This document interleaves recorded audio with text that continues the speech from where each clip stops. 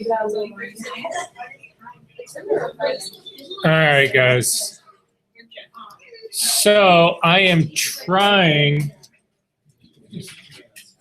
I'm trying to troubleshoot why I can't. Why my recordings are not. Why they're dropping so fast and constantly and all that stuff. So anyway, I'm recording not using my computer today, but this the school's this big guy right here.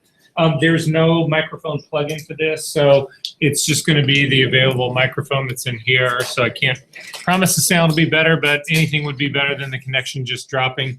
I still think my guess is that it's the internet here at Columbia, but I could be wrong. It could be my computer. So hopefully we'll find out, and hopefully we'll get through this. So I feel like, although I'm doing this in so many classes right now, I just need to make sure we're all on the same page. I feel like we got a good start on this color primer lecture, and then we got up to the point of either working spaces or this is where I think we got. You guys tell me. All right, so we got up through hue, saturation, and all that kind of stuff, right? Okay, that's what I thought. And we got through the color wheel, right? And we got up to, did we get through hue, saturation, brightness? Yeah. All right, good. So then we got up to device color spaces, and we talked about profiles, right? Okay, so this is where we are. All right, good as place as any to start. Okay, so actually, let me go back just one frame to make sure everybody was familiar with that guy. Yeah, okay. So there is a problem inherent in all of this RGB, CMYK, and HSB. And the problem that we run into is that all of them are derived from RGB. So inherently, any of the problems that RGB has, all of them have. So CMYK has got limitations. HSB has limitations, all the same limitations that RGB has, because that's where they all come from. And this is the takeaway that you got to hopefully understand, or that we'll get through in class today, is that every single device, every eyeball, every sensor, every monitor, every printer, everything in the world has its own unique definition of color, interpretation of color. And every single one of them is slightly different. So if you give two people an RGB color, they will actually see those slightly different, and those differences are all dependent on the person who's actually looking at it. So it's not just people, it's not just eyes, it's not just sensors. Everybody, even your own eyes, your two eyes do not agree on what a color should actually be. So for us to try to get a handle on predictable lockdown color, we need a way to we need a way to get away from this, what they call device dependence on color. We need to come up with a system that will not, they can get away from this infinite number of tri-stimulus color spaces. So what I mean by infinite number of tri-stimulus color spaces is, again, how many people live on the Earth? Do we have any idea?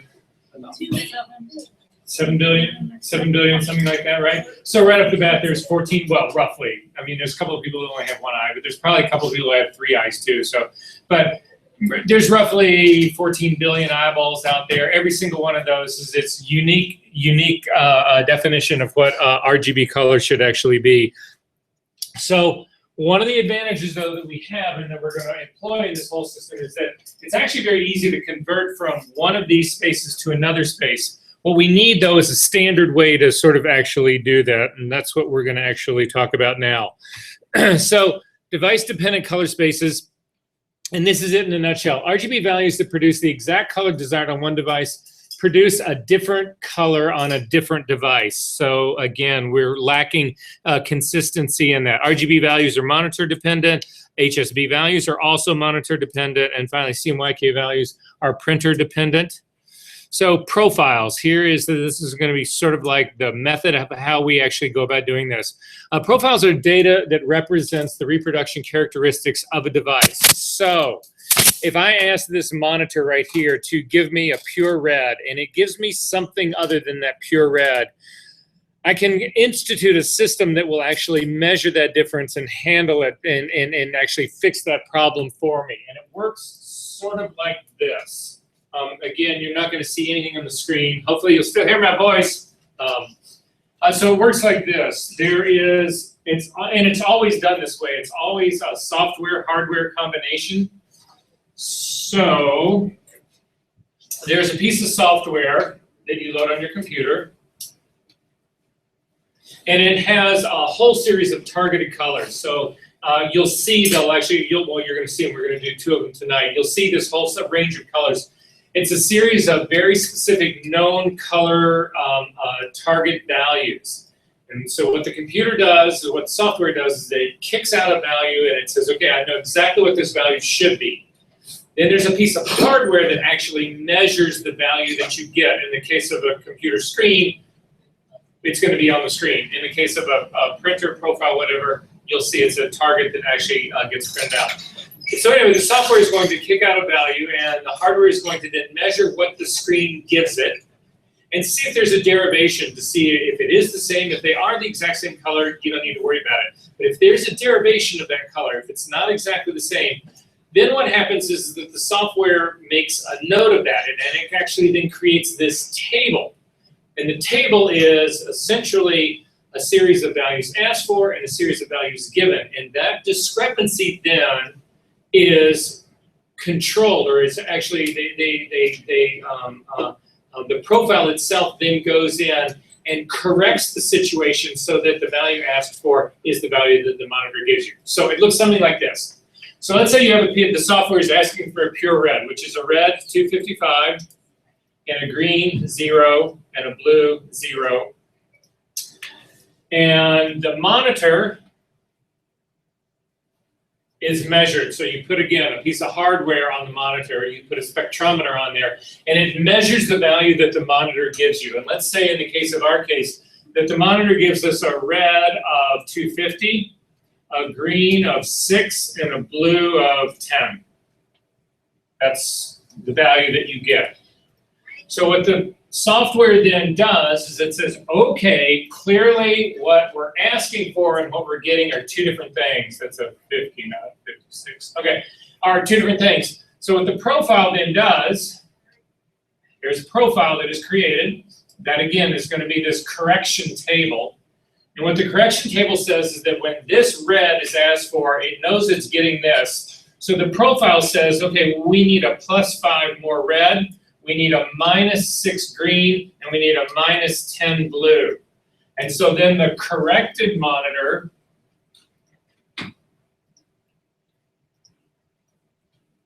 gives you a red of 255, a green of 0, and a blue of 0. Does that make sense what's going on?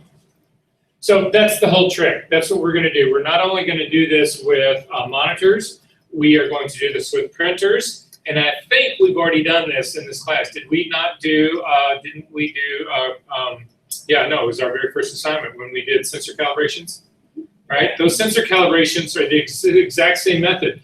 Remember what we took was that piece of software. It looked at the passport color checker, and it generated essentially a profile that, well, first off, the software measured what the sensor was really giving it, and then the discrepancies that existed in that sensor were fixed via the profile. Make sense? All right, so the same thing is going to happen all the way around. So profiles are the solution to this whole problem. They're created by measuring a derivation from a known standard. Again, these targets, they're these values. You'll see them pop up all the time, whatever. They're known values. The hardware measures the difference in what it's getting and what it should be, and then generates a profile to adjust for that derivation. This is something that's important here, and it's this whole profile transformations have to go through an intermediate space called a profile. It's called a PCS, which is a profile connection space. Now that might seem a lot to you guys, whatever, but you already know these guys and you work with these guys, and I'll tell you what they are right now. They are working spaces in Photoshop. So I'm going to do another diagram up here on the whiteboard really quickly. So there's a person right here who speaks Russian. There is a person over here who speaks French. This person speaks French only, this person speaks Russian only. They have a translator, and the translator speaks Russian and English. There's another translator over here, and the translator over here speaks French and English. And then English is right here in the middle, E-N-G. So what happens is when the Russian person wants to actually speak to the French person, the Russian person speaks to this translator. The translator translates it from Russian into English. English, although I know that there's a number of people in this room and actually all over the world that would disagree that English is a universal language. Although, for just argument's sake here, for illustration purposes, let's just accept the fact that that's the case. So it gets translated into English, and then the French English translator can actually translate it out of English to the person who actually speaks French. And this can go on and on and on. You could actually have another translator out here that, say, spoke Chinese and English, and that would go out to a person here who only spoke Chinese. Okay, so what we are going to do here is replace this.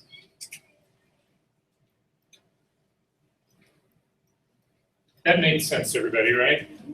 Okay.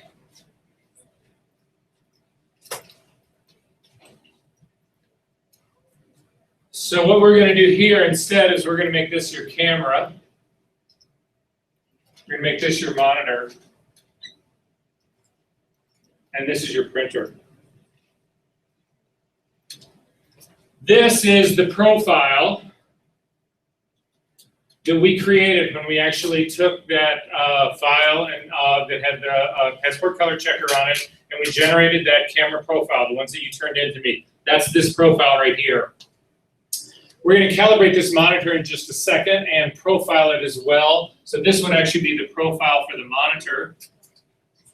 And then finally today, we're also going to do a printer profile. This would actually be the printer profile that actually sits right down here. Okay, so all of these guys are fine. Everything is hunky-dory here, but I need this universal translator here in the middle. And Adobe got very smart about how to create this. Adobe, as a matter of fact, did create this. What Adobe did was they created these mathematical color spaces. They're not real color spaces. They are fabricated by math. So this would actually be a working space. And the advantage of this thing being created by math and not really existing is all of these things are real. These things exist. This working space in here, the common, this is again the profile, this is the PCS, the profile conversion space. That's what this thing is. It's mathematical, it's theoretical, but the advantage to it is that everybody's is identical. So what this is in our, and you guys are already used to working with this is Adobe RGB. Or sRGB. Or ProPhoto RGB. Or Apple RGB. Or Bruce RGB. There's several of them. You can actually invent your own. You're not limited to actually using Adobe's. However, the advantage of using Adobe's is that everybody has a copy of it. So when I give you one of my files, what ultimately ends up happening is that it's coming out. My file lived in this theoretical mathematical Adobe RGB space. When I hand my file to you, it goes into that exact same space on your machine. Make sense? However, any of the translations that go out are completely unique to your own setup, unique to your printer, unique to your monitor. We good on this? So that's what working spaces are. They are these mathematical working spaces. This is, again, it's a profile conversion space. They are universal by definition. They are device independent. Don't worry about this large XYZ. ProPhoto, again, RGB, sRGB, these are all working spaces. So this is basically the way a color management system works, is that the device profiles are the total key to the system. Ultimately, this effort grew into the International Color Consortium, which is abbreviated ICC. That's why when you look at a color profile, its extension is .ICC. It used to be something else in the Windows world. I think it was ICP or IPC. Now even those guys have given up and they use ICC as the extension for their profiles. And the ICC sets the standard for how all of this stuff works. So here it is in a nutshell, guys. This is what we're actually going for here, is this. You've got a camera that sits out here to the left-hand side, or a scanner, but in our case, we've done camera, so that's the part that we want to use here. So the camera has its own unique device dependence. It sees color in its own specific, unique way, unlike any other camera, even if it's the same model. Every single physical sensor interprets color slightly differently. To actually then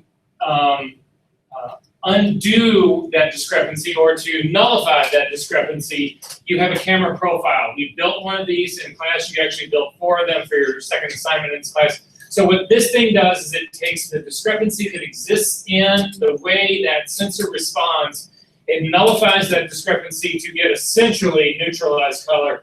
Then this color comes into this area here. This would be input software. This would be, again, this would be Adobe Camera Raw. This would be Capture One. This would be Lightroom. If you're using scanning software, this could be ViewScan. This could be FlexTight. Anyway, that's what's happening right here. Then this ultimately gets pushed into this theoretical working space. In our case, either Adobe RGB or sRGB or ProPhoto RGB. This is, again, a mathematical working space. So once we get this data into this system right here, at this stage of the game, it's been essentially neutralized. It's credible data, whatever, and it's living in a mathematical space. And it can be exchanged freely to 1,000 people all over the world 1,000 times. And it will never change as long as it lives inside of this space. However, to get out of this space and be something that we can use, we need to be able to see it, and we need to be able to, again, rely on what we're seeing. So to take care of that, we need to look at a monitor.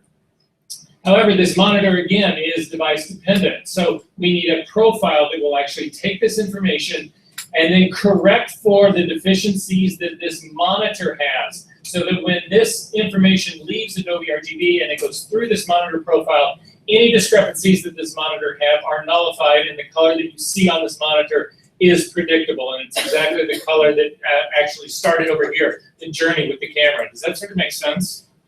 Everybody has to have their own unique monitor profile. All these computers are the same. However, you cannot make a monitor profile for this guy and use it on that monitor. It does not work that way. Every single one is unique. And if you embrace that methodology, then you'll realize that if every single one of these monitors has its own accurate profile on it, and we are all looking at the same file, we should all be seeing the same thing.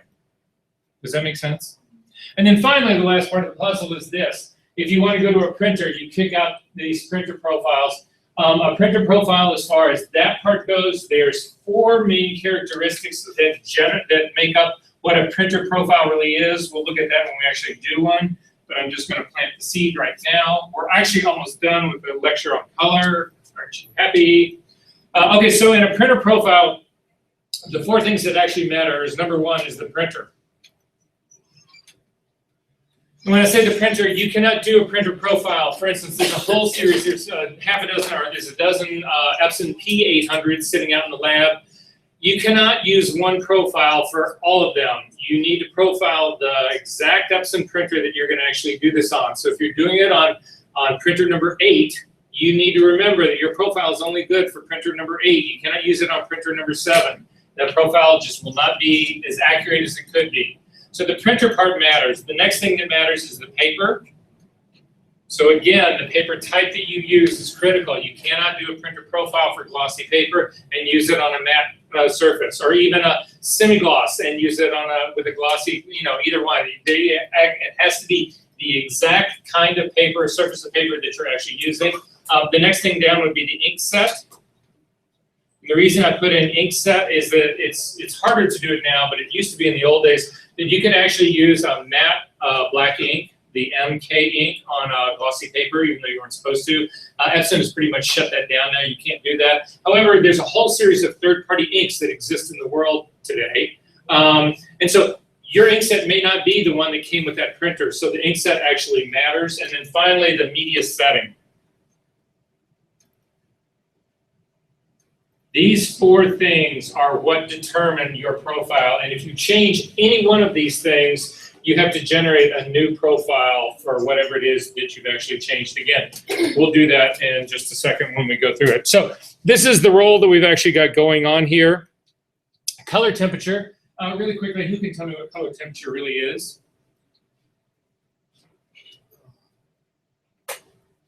Measured in Kelvin. And so what's Kelvin? Forgot. That you completely forgot? Okay, here's the thing about Kelvin. Yeah, don't worry. I'll explain. Okay, so Kelvin, in a nutshell. There was this guy named Kelvin, and he came around, and in his day, in his time, Fahrenheit and Celsius already existed. Those are the two different scales that people use to talk about temperature, literally heat. Like right now, it seems like 1,000,000 degrees in this room. That would be Fahrenheit. But everybody knows the difference between or knows that there's Fahrenheit and there's Celsius and knows that scale, right? What Kelvin did was that he looked at the whole situation of temperature, whatever, and he said, okay, as things start to get colder and colder and colder, they're losing energy. That's what's happening. And what he figured out that nobody else had really figured out to that point yet was that there is a limit on how cold things can get. And what happens is that as things get colder and colder and colder, molecules, which make up all the atoms inside of all of us and make up the atoms inside of everything, actually move. And if things are really hot, they move really, really fast. And as things start to get colder and colder, they slow down and they slow down and they slow down and they slow down. So finally, you reach the point where all the energy has been removed from the system and they don't move. And you cannot get any colder than that because you have there's no energy left to take out, right? And so Kelvin figured out what that temperature was, and I keep telling everybody this, I think this is what the value is. It's roughly minus 276 degrees Celsius. That's when you reach the point where things stop moving. You can't get any colder than that. And so what Kelvin did was he said, okay, that's going to be my zero. So this would be Celsius degrees, this would be Kelvin degrees up here. And the only reason this matters to us is that then this was allowed them to talk about temperature, talk about color in terms of temperature. So at this point of 0 degrees Kelvin, you have what's called a black body. Again, no light can come out of it because there's simply no energy in it. So it is as black as is theoretically possible to get because again, there's simply no energy in it. So you take that black body and you start to warm it up. And as you continue to warm it up and warm it up and warm it up, eventually you get enough, it gets hot enough that it starts to glow. Around 2,000 degrees Kelvin in this area right in here, you get this really, really super orangey, sunset orangey-like color. As you continue to warm it up in this range right in here, you get into the 3,000s, 3,200, 3,400 degrees Kelvin. This would be the standard color temperature for incandescent lighting for tungsten bulb. And so if you go into the photo studio, you will see there, well, a typical bulb like this, like the tungsten bulb that they've got in this room right here, this would be 3,200 degrees Kelvin. In the photo studio, just don't ask me why, but for photography's sake, they decided that 3,400 degrees Kelvin was actually better. So anybody in this room ever shoot color transparency film? Anybody here ever have a desire to do that? There's a lot of talk in the faculty right now about bringing film back as an element of this department. Would you guys respond to that? Yes. Yeah. Color, black and white, or both?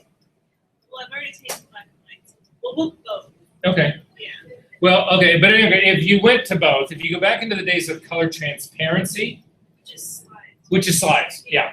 So the color is built into it. You get a positive. So unlike negatives where you can actually shift the color, this is built into it. And so as a consequence, they had to make two versions of film. They made one version for daylight and another version for tungsten. Because again, if you were shooting transparency film under tungsten light and you wanted your color to be correct, you needed a different color balance than the stuff that you did for daylight, right? So you guys all know that if there was a bright sunny day outside right now, and we were to open up this window blind right here, and we were to shoot a picture of this where you saw the wall right here and the window out there, that you would have a mismatch of color, right? Mm-hmm. This would either be warmer and that would be neutral, or that would be, or this would be neutral and that would be bluer, right? So at any rate, this is where this whole issue comes in. So roughly 3,400 degrees Kelvin is where tungsten actually exists. As you get up into this far range over here, up around 9,000 degrees Kelvin, this is actually, in this area, would be considered high noon on a bright sunny day with an absolute perfect blue sky, whatever, and without direct sunlight on you, it would be roughly this 9,000 degrees right here. up into the 10, 12, 13, 14,000, up in this range up in here, you're actually on the top of Mount Everest when you get to that part of the game. Again, things are just bluer and bluer and bluer. Somewhere in the middle of all this, between Kelvin, the warm part over here, the orange part over here, and the blue part over here, when these things actually come together, there's a point in the middle where these two colors cancel each other out, and you have neutral color, and that is 6,500 degrees Kelvin. That's why that is the color that we use to actually calibrate our monitors to, because it is neutral color. Make sense? Apple, when they ship their computers, they put their monitors by definition, they are calibrated right around this 9,000 degree Kelvin mark. Why would they do that? It's exactly right. So your images look brighter and more saturated and sharper and the whole 9 yards. That's, yeah, thank you, Steve, for nothing. Okay. Say what? Oh, no, no, no. This all goes way back. No, all of this stuff had existed when he was still around. Okay, so with that being said, how many people in this room have never calibrated a monitor? Okay, good. So that's what we're going to do. So you're going to see it on screen. If you want to, you can watch it as well. We're going to go through the whole part.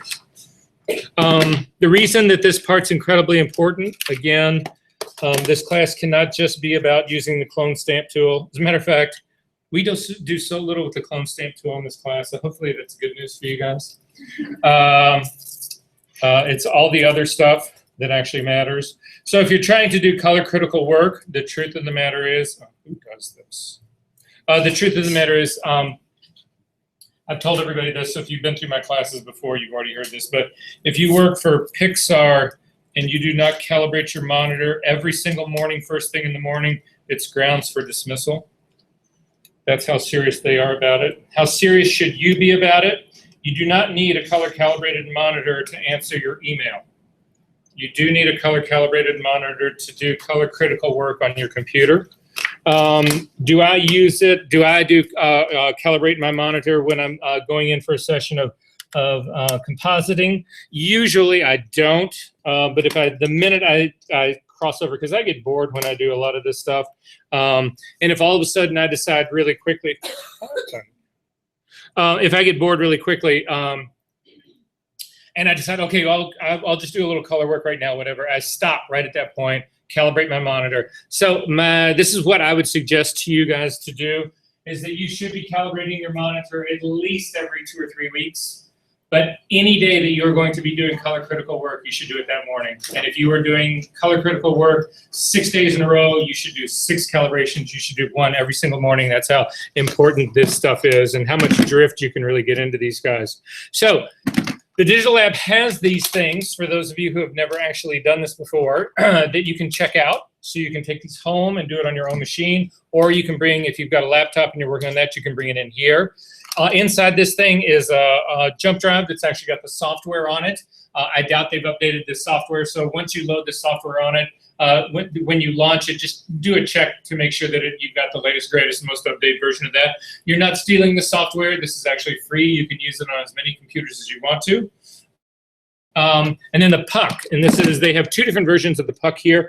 This is the older version. This is an i1. They have another one now called a Color Monkey. It's made by the exact same company. That doesn't look good. I can't tell you which one is better or worse. This is one that I've used for years. But anyway, so this is what I'm going to show you how to use. So to use this guy, there's a program that exists called i1 Profiler.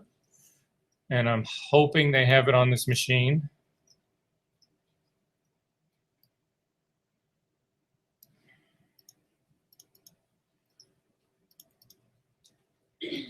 And it looks like this, and this guy will load, and it's going to tell you that, again, there's a more updated version of this. I'm going to not do the download version, but if I were you, I would. So we are actually going to profile this monitor. So I'm going to click on display profiling, and this thing kicks open. You'll see that I actually have options here to do more than one, because I've got my monitor here is connected to that Canon projector, so I could actually profile the projector, but I'm going to profile this iMac right here. That's what I'm actually doing. In terms of the iMac, the dropout down here, there's a drop-down menu that will actually allow you to pick what device, type of device you're actually getting this thing kicked out on. The software is smart enough to know which one it is, but if you've got some really weird off-brand, not off-brand, but some esoteric. So for instance, if you have an OLED monitor that you're doing your color work on, I want you to call me up and I want to come see your OLED monitor.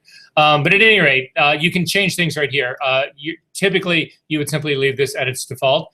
The white point right here that we just talked about, this D65, that's why I showed you color temperature. It's not the only color temperature that you can actually do your monitor to. One of the problems that you run into, though, with this guy specifically is by default, sometimes this thing comes up as a native white point. You do not want to use a native white point. You actually want to set the white point deliberately on this guy. There are reasons to actually do other illuminants. If you are, for instance, if you're trying to match color printed material, now this is really, really esoteric, but nonetheless, if you say that you've got a photograph that you are trying to exactly replicate, you can get a viewing booth that you put right next to your monitor right here that has lighting in it set to D50. If you want that, your monitor to match that, then you would change this to a value of D50 right here. It used to be in the original days of Macintosh, D50 was the preferred one. That's actually gone away now. It died along with CTR monitors. Anybody who uses LEDs right now, or LCDs, that kind of stuff, does this at D65. So that's what I want you guys to do. But again, especially do not use this native white point right here. As far as the luminance values go, we have talked in this class, I know before, about how black a monitor can be. So for instance, that monitor right here. This monitor is as black as this monitor can be, is it? What's controlling this? The lights. So environment controls your black point. What controls your white point? The brightness of your monitor. That is what luminance is right here. And you need to set this. Unfortunately, on Macintoshes, it's clunky. It's possible to do it for sure, but it's inelegant. That's the better way that I can actually put it. So, but you have to tell the software how bright you want your monitor to be. The standard for most serious retouchers in a controlled environment is between 120 and 140 candelas per square meter. Candelas are strictly the measure of what one candle will actually put out. It's a very, very old measure. So they're saying 120 candles per square meter is the brightness that your monitor should actually be. You are looking to get somewhere between 120 and 140 in my experience. There are people who believe that if you go down to like 80 or 100 candelas per square meter, that your monitor will last longer. And yes, it will last longer, but all the work that you do on it will be wrong. So I don't know if that's really the road you want to go down, but nonetheless, yeah, I've got a great monitor, but I don't do retouching anymore. Everybody said my shit looked awful. Okay, so we're gonna set this at 120. This ambient light control adjusts the profile based on your ambient light. I laughingly refer to this as handing the baby the hand grenade and pulling the pin just before you put it in its cute little hands. This completely fucks up your profile. If you turn this on, it builds it in. Basically what it says is that it says, okay, we're gonna use the camera on your computer, and every time the light changes, we're gonna change your profile. Well, the whole idea of a profile is that you lock your system down. If you then turn right around and build a variable into it, you've defeated the entire purpose of the profile. And you would say, I would say to you, yeah, so that's really bad. And you would say, well, yeah, okay, yeah, that's really bad. Apple makes it worse. So if you come up to the Apple menu down to System Preferences and go to the Display Preference right here and go to this iMac, they do it too right here. This automatically adjusts brightness is also the same fucking thing. So you can have two versions of this. Both of them are incorrect to have on, and to have both of them on at the same time, good luck with that. You know, just insanity, right? All right, so just make sure you've got that off in both places. Never on here in the display profiles for Apple, and never on this part right here either.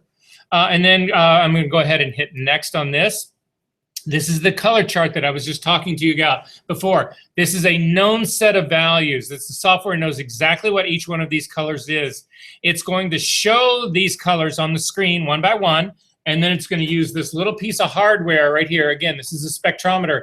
What this thing measures, the reason this thing is not device dependent itself, is this thing measures wavelength, and wavelength does not vary. So wavelength is actually a pure measure of color. We never talk about stuff in terms of wavelength. It's far too difficult to do. But these things measure it really well. So that's what's actually going on here. So at any rate, I am ready to start the measurement on this. So I'm going to go ahead and click Start Measurement. And it's going to tell me to turn this little thing around, to unsnap it first. So for those of you who haven't done this, there's it's a protective cover on this. You'll see that on this part of the lens, it's frosted right now. That's not what you want to use on this computer. So you pop this open, you spin it around and close it back up. And now it's ready to go because now it's just revealed that lens. And you tilt your monitor back just like the instructions tell you to do because you want good contact between this puck and your screen. There's a weight, a counterweight that sits on the other side. You can slide this weight up and down so that it balances on your screen. And anyway, you set this guy so that it's got contact in the middle of your screen like I've actually got going on right here. So you can say, okay, don't show me this message again, and then go ahead and hit the next button. Number of things are going to happen right now. The first thing that's going to happen is it's actually going to try to measure how bright my monitor really is. It's the luminance of my monitor. And you can see, and that's what I thought the lab was doing here. They're fucking underdriving these monitors because they're trying to get more life out of them. This thing has been set at a luminance value, a white luminance value of 77, which means that thing right there is a piece of shit to actually try to do your retouching on. It's nowhere near bright enough. Of course, this room is way too bright on top of it, so the worst of all worlds. But at any rate, so what it's done is, my target was a luminance of 120. It's measuring 77. So you got to go in and use the official brightening buttons, the little things that look like the sun, and you click them up, right? How official does this get? And you can see right now I am at 133. One click down was like a 117, or actually let me see what one click down was. One click down was a 103. This is a 133. And then the next click up is going to be a 163. So that 133 is the one that I actually want to stick with. However, how bright is my monitor now? It's however many of these little spaces there are, of the little teeth, right? What an official thing. You couldn't put a fucking number up there for me? You couldn't have 9 or 10 or whatever? No. So somebody who's sitting in this class had the very brilliant idea once, because I was bitching about this, and I was like, the fuck can I remember how many of those little, those little teeth on the bottom of that thing it was? And Alicia goes, oh, you should just shoot a picture of it with your phone. And it's a brilliant idea. So get the brightness correct. However, to get the brightness to show, like right now, I have to set the wrong brightness. So then you go back one and shoot a picture really quick, and you're good to go. Now, I don't really think that strikes me as being as official as it should be, but what can I tell you? You make do with what you can. All right, so anyway, so we've now set the illuminance of this monitor. You hit next again. This is a 2-step process that's going to happen right. Oh, wait a second. Hold the phone here. It skipped a whole part of what we should have been doing here. Let me go back to previous. That part's set correctly, but this did not let me set the gamma of this monitor. So where is advanced setting? Would anybody know? Possibly all the way back. Yes. So I'm going to click on this advanced mode right here. I think that'll take me where I want to go. We'll see.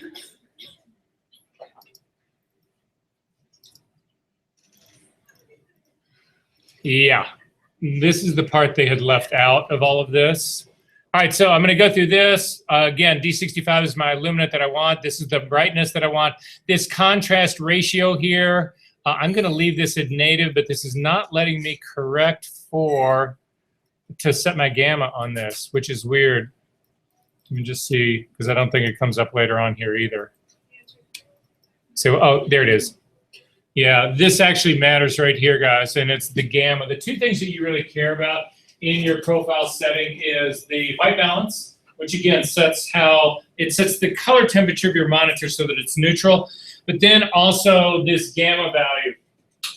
We have not gotten into linear versus logarithmic capture yet in this room. I don't think we have. We'll save that for another day. However, suffice it to say that all of these monitors need contrast correction. And that contrast correction is this thing right here called gamma. Again, in the older days of a Macintosh, when they were trying to emulate print, they would have a lower gamma. They would use a gamma of 1.8 because they were trying to emulate a printed piece of paper like in a magazine, which has less contrast than a monitor. Pretty much nobody uses that anymore. Everybody will use a standard, this gamma of 2.2. This is the one that you want to make sure is actually set. And now we can actually go through it and see what we get. Yeah, so it's going to go through.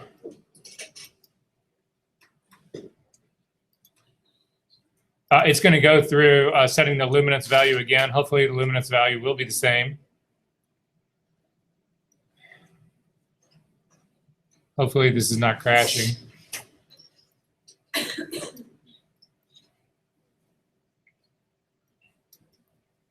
Why?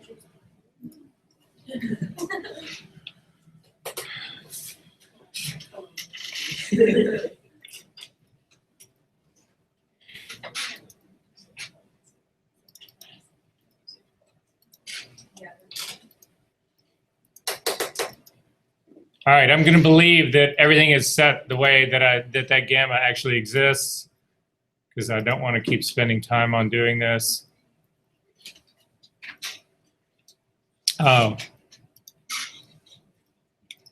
that's right. That's right. That's right.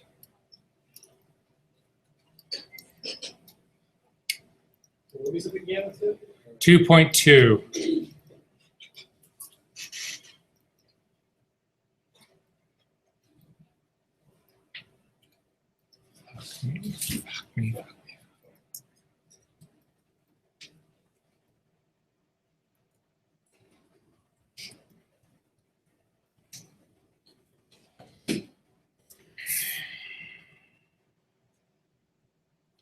So now I get to start from scratch again.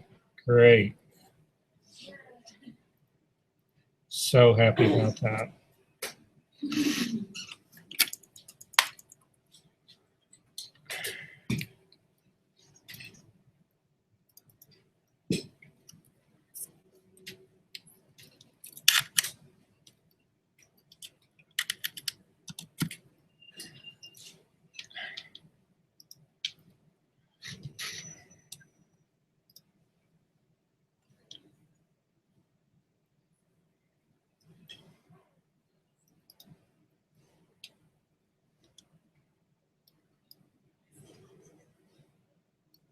Oh, there's another little checkbox right here, this ADC. You also want to turn that off. That is an automatic display control. Again, it's not too different than doing the automatic brightness adjustment for this. Hopefully this is going to work.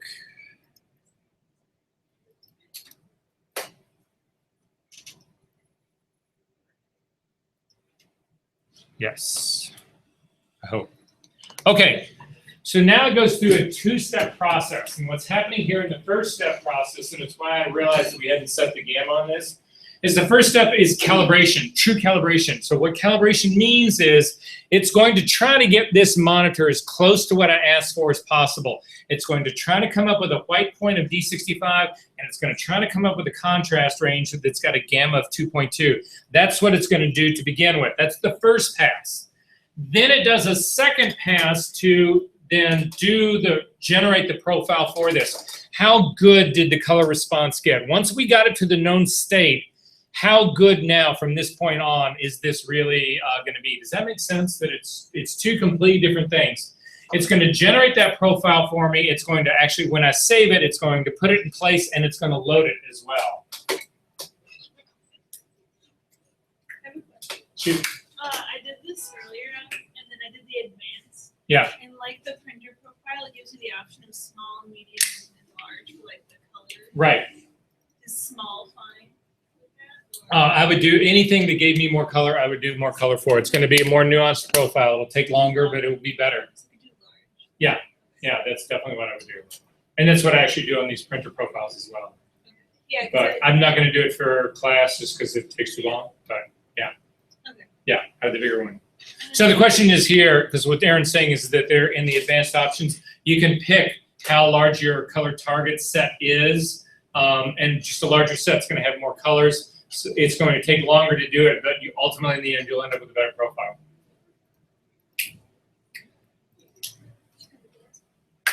Yeah, right. So I'm going to show you what the real difference is in just a second between these two. Just for any of those who are not converted, you hopefully will be converted. Because you would think, okay, come on, red's red. How subtle can this be?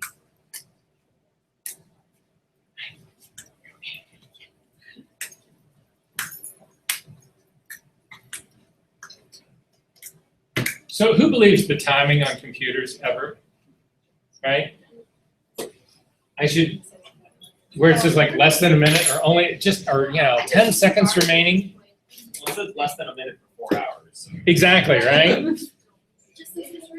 Okay, so it's gotten through this part. It says then take this guy off of your screen, spin it around to protect the little lens guy again, set it down next to your computer and hit the next button, which I'm gonna do. And again, this part is ready to go right now, so I'm simply gonna hit, this is the before and afters, and this is, this should be alarming to you guys. This right here was the color that was asked for. This was the color that the monitor showed it. This is the color that was asked for. That's what the monitor showed. That was the color asked for. That's what the monitor showed. Look at, somebody's looking at the difference in these guys right here. That was what was asked for. That's what was showed. Again, so you can see that there's a serious problem with this. But again, the solution to this is to actually generate this profile. So for what I would suggest you guys do, I'm not going to save this profile because apparently this has already been calibrated. You should name your profile something that actually makes sense. So for me, if I was going to name this profile, this would be iMac, and then whatever number this machine is. So I don't know what number it is. Is it what? It doesn't have a number because It's the teacher one. Okay, so then I would call this the teaching underscore. I would put in my name, initials, underscore, and then 2017-0222. That's today's date. So that I know what this thing really is, because you can get into your computer, you can have thousands of profiles in there, and you have no idea if you got the right one or not. So that's what you would do, and then simply hit create and save profile. Does that make sense? Yes. once you create it, do you have to like activate it? No, you do not. Once you create it, it will be activated automatically for you. Again, I'm not going to do this because I'm not going to change the profile. To find out what profile is actually being used, if you come up to the Apple menu, again, down to System Preferences, again, to Displays, and under Displays, you want to click on Color, and it should show you the one that's actually been done. Now, in my case, they're saying it's this Display Profile Linear ICC. What does that mean?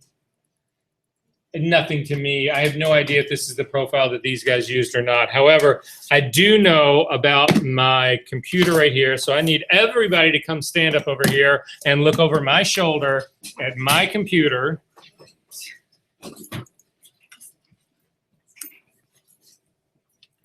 So again, you can change the profile that you want to use. So I'm going to click on up here again, same place, System Preferences, come over to Displays. Since I've only got one thing hooked up here, it's only showing me one set.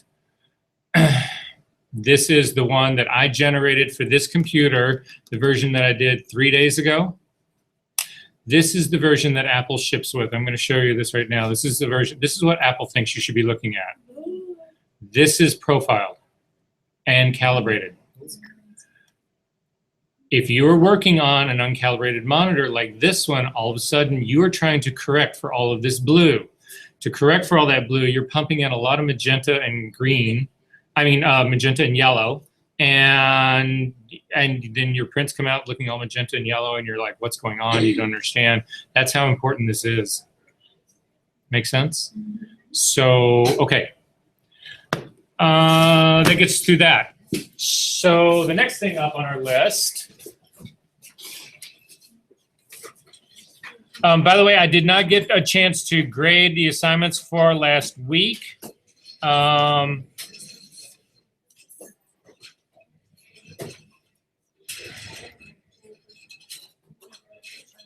Just so that you know.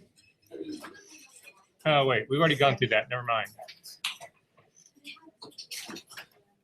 All right, guys, so look at this really quick. So what I've done so far now in our lives in this class is we've developed a camera profile which takes care of our sensor and gets the information into here correctly. We've now just generated this monitor profile which now takes care of getting the information out to a monitor in a way that actually is correct, again, and standardized as far as that part goes. The final thing that we have to do is this printer part right here. How many people in this room have done their own printer profiles? Okay, so for those of you who have already done your own, if you don't want to watch this, you can go grab a cup of coffee or something, or watch it and we'll go through it again. All right, so this is something, again, you're not going to see on screen. You'll hear it as long as the tape, or as long as the video is still recording. But I need all of those people who can't see this, again, come stand up and come over here or whatever, just so that you can see what's going on here, because I want to walk you through these steps again.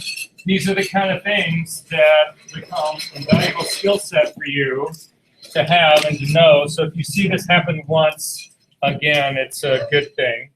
All right, so this is also something that they have here at the Digital Lab. This is also made by X-Rite. This is also i1 Profiler hardware, and this stuff is state-of-the-art. This is actually, this guy right here is probably $350, $400, something like that. The Color Monkey, I think, is around $100, $120. Don't quote me on that. This stuff is closer to the $3,000 and up range. Nice. Yeah, this thing though will profile a lot of other things. This, you can actually use it to profile that wall. You can do it to profile a whole lot of other things. So anyway, I just want to go through what this all is really quick. So this is the money part right here. This is the color spectrometer that you use to do display profiling with. There's a cradle for it that looks like this. The cradle is actually closed right now. There is a calibration target that exists under this. You'll see as I pull that open, it shows that little white thing. You need to be really careful about that white guy because that is the calibration target for this. Again, like everything, we end up having to calibrate this before we use this to calibrate a printer. So again, color controlled workflow. So just be careful about that guy. It is a USB device. So there's a USB cable on this and it plugs in.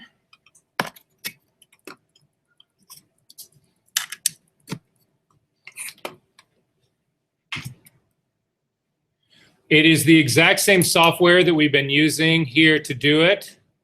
So again, it's the i1 Profiler stuff. This plugs into the back here. Again, it's a typical USB connection. Nothing really that big of a deal about that. When you get into this, though, you say to it that you actually, instead of wanting to calibrate your display, you actually want to do printer profiling. So you click on this, and a target will come up, or a screen will actually come up. And the first thing that you need to do is you need to select the printer that you're actually going to do this to. Now, this to me, I think, is one of the limitations of the software, but it is what it is. So I'll just explain it and we'll go on. You actually have to have the driver installed of the printer that you want to profile. So for instance, you'll see in this drop-down menu, these are the available things that are the profiles that are sitting on this machine right here. You will notice there is no Canon P800 in here. It doesn't exist. It's because this machine never got installed on this machine.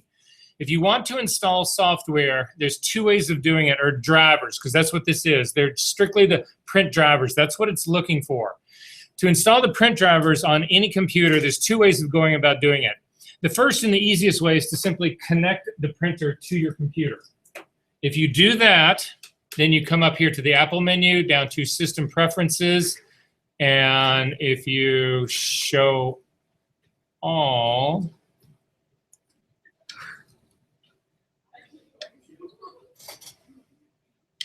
where the hell are you?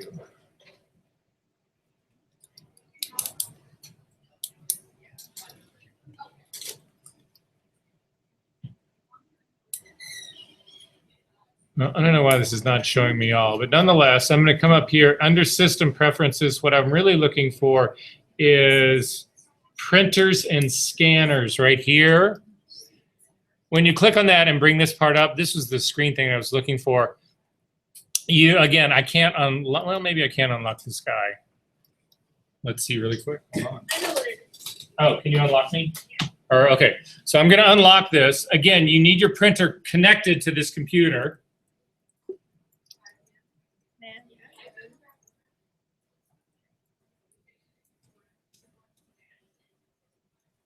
I'm admin.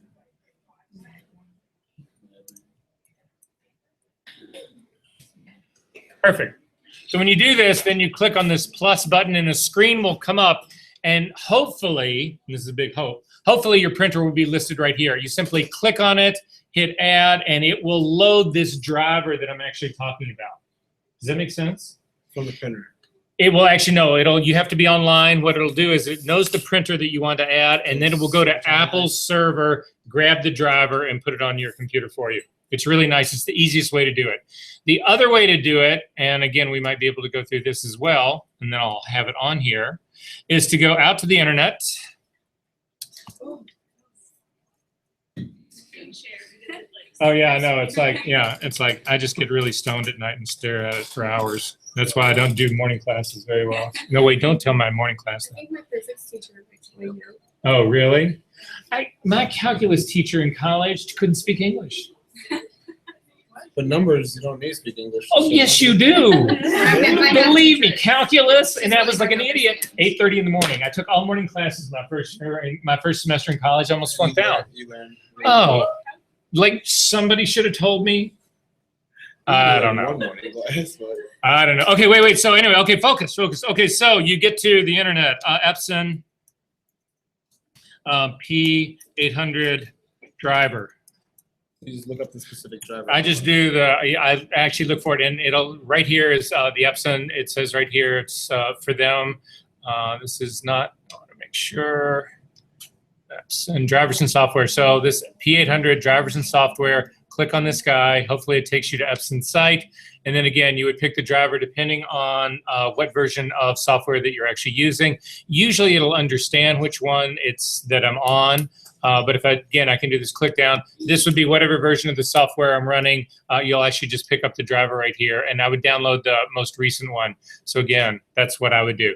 When you download this, it just becomes, it's a small little package you download, you run that guy, and once you run it, then your computer will show up in this window, in this little drop-down guy right here. So in our case, it's not going to show anything more than, let's see if I can get anything on here. They've got one of the Canons on here. Nope. Great. All I can show you guys is CMYK printers on here, I think.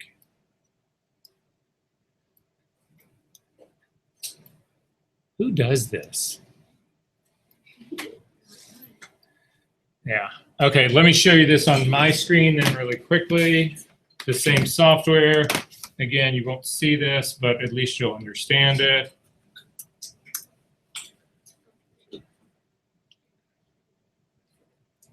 See, I knew there was that trying to do the tape from this guy would be shitty. What's an RGB? I'll tell you right now. So, okay, so on mine, if you want to look over at mine, so you can actually see what mine will do.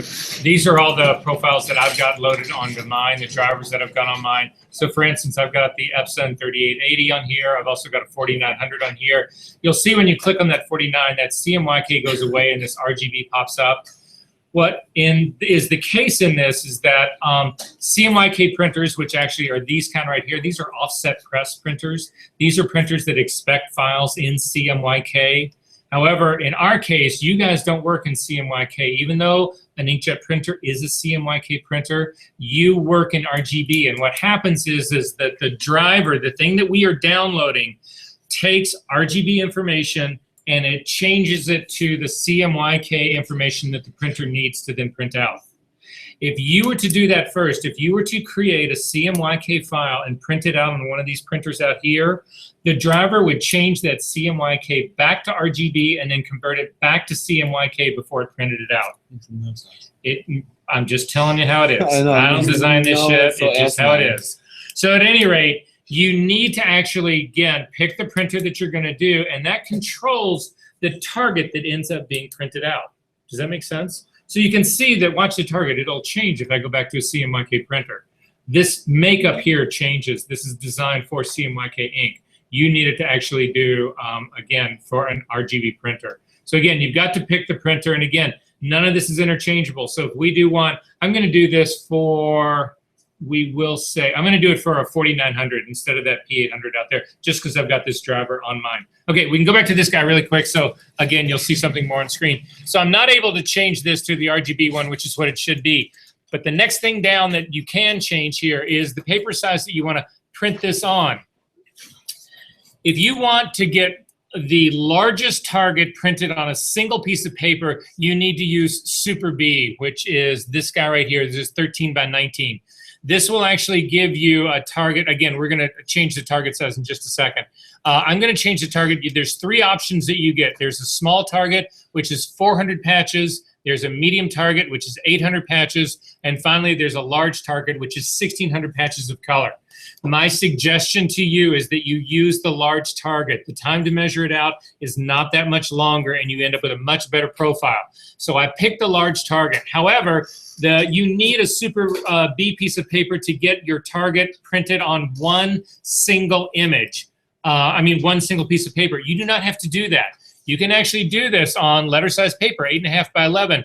All it will do then is print out multiple series of targets. It'll print out like 4 pages of targets, and they'll number them. So you'll have the printer target here. When we go to print this out, it'll print out and it'll say page 1, and then right here, you can see it right here on the top. It says the printer target page 1 of 3. So you'll print this out, and it'll print out a second page and a third page. So you do not need that super big piece of paper if you don't want to use that guy. You can do it on just regular 8.5 by 11. However, the paper has to be the same. So whatever paper you're profiling is the one that you need to use for this. Make sense? Okay, so finally, then you hit the print button right here. Some people have tried to actually do this in Photoshop. You can't do this in Photoshop. Photoshop puts color correction on no matter what you do to shut it off. It's been, I don't know how many versions of Photoshop it's been since you were able to turn all true color correction off. However, in this case, this software, if you print it from this software, you will be good to go. You can actually turn it off. Now, I'm not going to try to print from this because my printer's not connected to this, and Lord knows I'll actually probably crash this thing. Well, I'll see if I get my print dialog box up at least. So I do actually get the print dialog box up, although this is going to give you a different set of options. So instead, I'm going to have to show you this on my screen again. When you actually go to do this printout right here, you can, the Epson print dialog box comes up that we're all familiar with, right? However, there's settings in here that matter, the things that you in here that you've got to make specific are done correctly. So the things you care about are this. Under this layout, I'm going to drop down to printer settings. Under printer settings, this media type right here, you have to pick the media type that you are going to use. Now, one of the advantages of doing your own custom profiles is that you can do, like this is a Canson piece of paper that I'm using in an Epson 4800. So how do you come up with that profile if you don't make your own, right? Epson doesn't make profiles for it. Canson might, I have no idea, but you can do it yourself. So the issue with this is that in this media type setting that you have right here, well, what setting do I use? This is actually Canson Infinitive Photo Satin Premium. I don't see Photo Satin Premium on any of these media settings right here. What you need to do is you need to come up with what you think is the closest media setting. Then you need to write that down on this target that you print out so that you always use that media setting. So for instance, I'm going to use this Premium Luster photo paper. That's the media setting that I'm going to use. And if I make the profile, it will be great as long as I use this media setting. But if I forget that and I come back in here and I ultimately end up using a Ultra Premium Presentation Luster instead because I didn't remember I did this, the profile is off. The profile will fail. Does that make sense? So again, the printer, top thing on my list right over there. The paper, the kind of paper. This is a Canson Photo Satin Premium. The ink set under it, we haven't talked about ink set yet. We will in just 1 second. And then finally, the media setting. This is the media setting. Is what I'm talking about right here.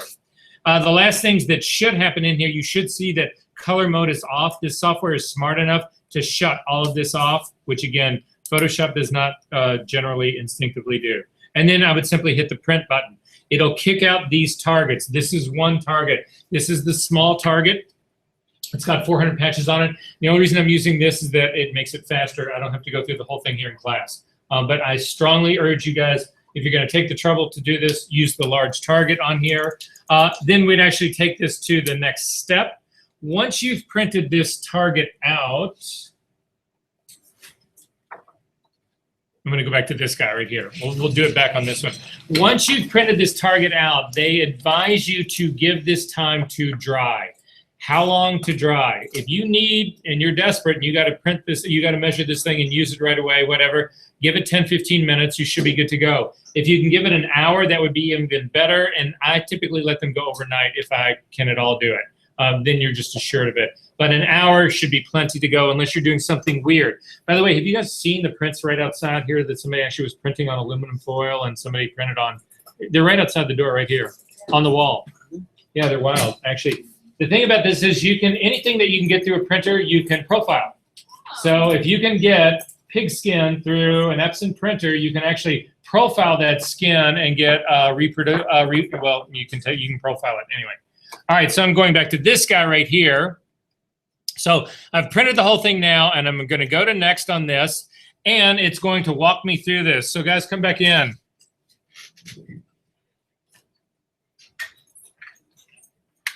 All right, so coming back in, your target is dry. Let me go back just so you can see it. The target, this is, you printed the target out, everything's great, good to go.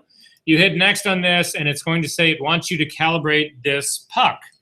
So to calibrate it, you'll notice on this puck, if you can see it, there's an indent on the left side, there's another indent on the right side. You're supposed to actually grab this thing and squeeze it. That's how you activate this thing. That's how you make it actually work. You can do that to do the calibration, or you can simply click on this calibrate button. However, you need to reveal the calibration target. It's not open yet. So the white side, you need to be able to see that. Make sense? All right, so this goes down on here. That goes on top of it. I hit calibrate right here.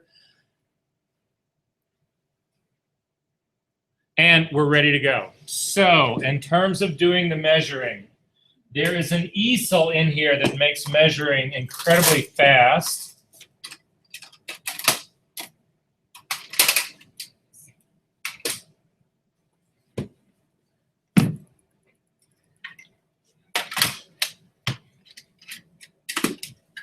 It looks like this. So if you can't see this, stand up and look, because this is an important issue right here. If you were to use a Super B 13 by 19 piece of paper, it would exactly fit into this guy. However, this leaves a lot more room.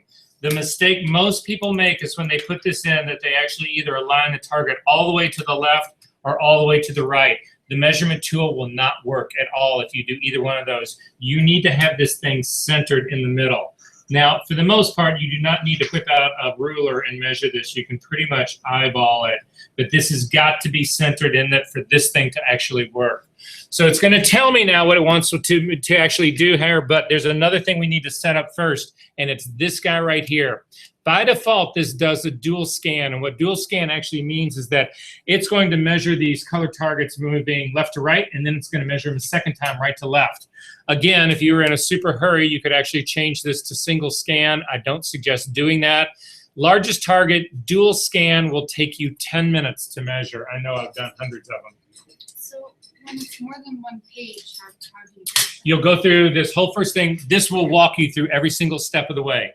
And you'll get through the first page, and it'll say, okay, great, the first page is done. Load the second page now and measure it. This walks you. You'll see the software in this is like it's doing it for a 4-year-old that could read. Okay, next thing about it is this guy. This is like the whole setup that makes this thing so incredibly fast. You'll notice that there is a clear-ish ruler on one side of it. It looks like that. and then there's this slide that's on the other backside of it right here. This is actually a foot that is supposed to fit in these two cleats that are in the bottom of this guy. So what happens is you put this thing on your target with the clear ruler at the top, because the clear ruler, you're trying to use that to line up just beneath the first row so that we can measure it. Again, if you can't see, stand up so you can see this. You take this guy and you look for these two holes that are right here. Those two holes are going to fit in this cleat on the bottom of this guy. And you'll know when you've got it locked in, because then this thing glides back and forth like this and we're ready to go. Make sense? Okay, then you need to make sure that you have the sound on your computer turned up. So this is what you, also it says, please make sure that the target is dry before doing it. Use the clipboard to put it in there, center it on the first row, and I'm saying, okay, I'm ready to go on all of that, and I'm gonna hit next again. Actually, I'm not gonna hit next again, I'm gonna hit start measuring, start measuring this row. So you'll see right here, it says, so measure row 1 on page 1, and it actually outlines it for you. So to do the measurement, what you do is you squeeze both, you have to squeeze both sides of this guy. And then you need to wait, and you need to wait for an audible sound that you'll hear. The spectrometer in here has to charge its sensor, and it does it for every single measurement. So you'll see, I'll show you all the mistakes that you could make. But, so anyway, you'll hear it. So this is how it works. You hear that? Now it's ready to measure, and you drag across and let go. I got an error message because somewhere in the middle here this guy jumped. So it'll say up here what the error was. There was make sure that the printed target matches the number of columns, and please rescan row 1 again. So again, hold it in, wait for the signal, and then let go. And I'm still getting, oh, it's because it's trying to measure. Okay, we're going to my computer. It's trying to measure a CMYK target. It knows that it knows that I was lying to it. All right, so you're not going to see it on this screen, but you will see it on mine. You will hear it on the video. Sorry, every time I try to. All right, so on my guy, I'm going to hit calibrate again.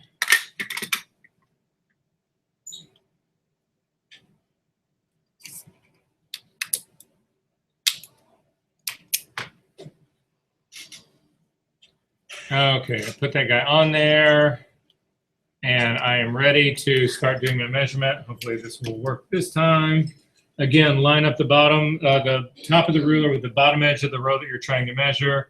Bring up your sound.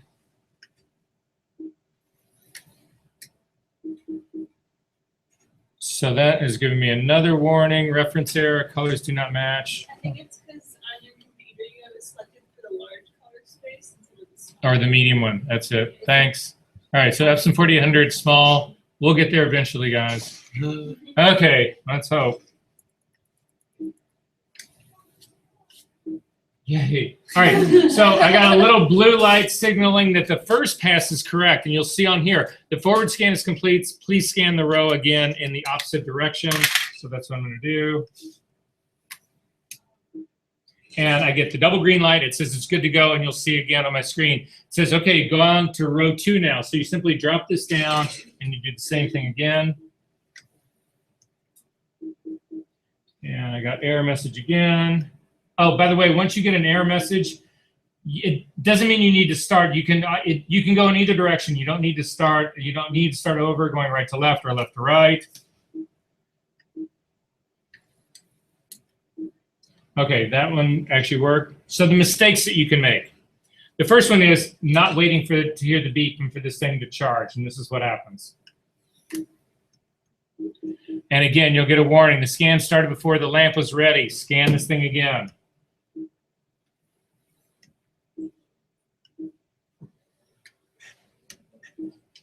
Go down again. Another error you can make is going too fast. You get error messages, and again, it'll tell you you went too quick on that. For the most part, it's hard to go too slow, but you got to be steady on it. Last mistake that you can actually make on it, I'm going to just zoom down to a row it's not expecting. It's thinking I should be measuring row 5. I'm going to measure row 10. And again, its error message comes up and it says reference colors do not match whatever. It knows that there's a problem. Please measure row 5 again. All the rows are actually numbered, so getting back up to row 5 should be relatively straightforward.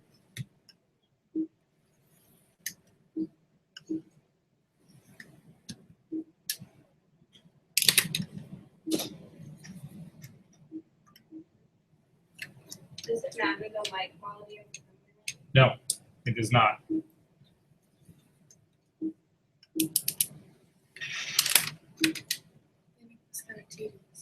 Oh, you have no idea. I had one of these. I had a very early generation of one of these. It was made by a different company. And it had 256 patches, and you had to literally, you took it looked like this. You took this thing and you had to eyeball the color, and you would put it down, and you had to then rock the thing forward and backward like that, and wait for the measurement, and lift it up and go to the next color one at a time. Took an hour and a half to do a target this size. For just one kind of paper? Uh-huh. Yeah. All right, so I'm supposed to be doing row 9 right now.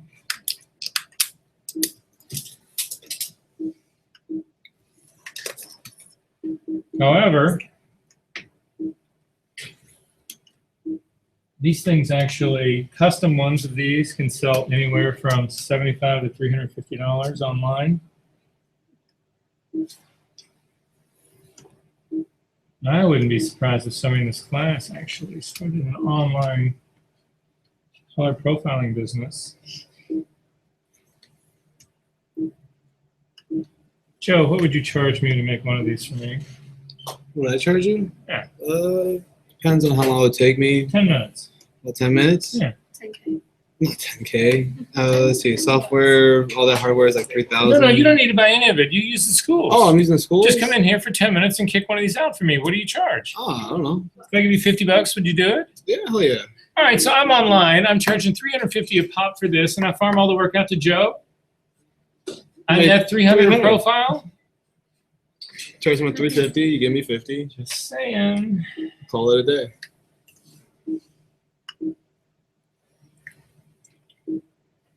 Almost done, guys. Last row.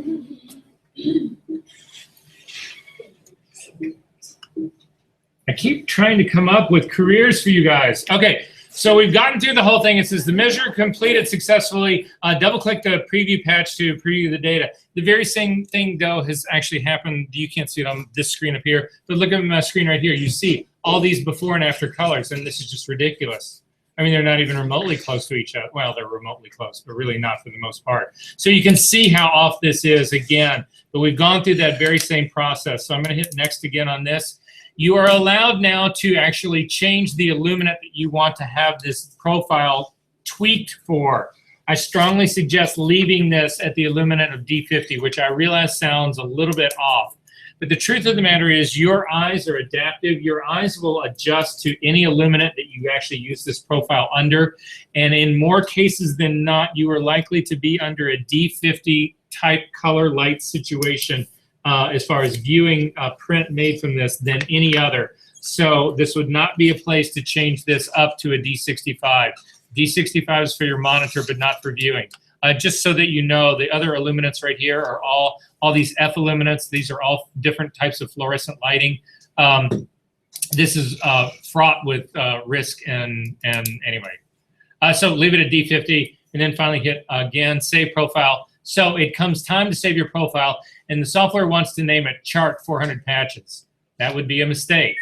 You're going to name it after that set of criteria right there. So I'm gonna call mine a 4900 underscore Canson, S-O-N, and it's a Canson. Is it fine art? No, it's their Photo Satin Premium RC. So Photo Satin Premium RC. I put in enough letters that I'll actually know what it sort of has to be. Again, underscore. The ink set in that 4900 is K3. And it was a glossy ink, because this is a lustery semi-gloss. So the glossy ink for them is, K3, is a PK. That lets me know that it was a photo black instead of a matte black ink that did it. Again, underscore for that. The media type And again, the media type that I'd said when we were looking at this guy was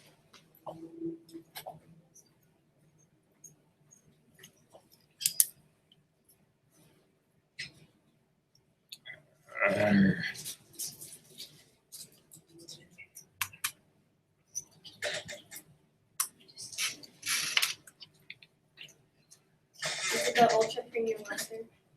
I can't remember. That's why I'm going there right now. So under printer settings, again, under printer settings, it was the premium luster photo paper. So back in my profile, That's for the media setting, right? exactly. And again, you've got to have the media setting in there as well. So it is,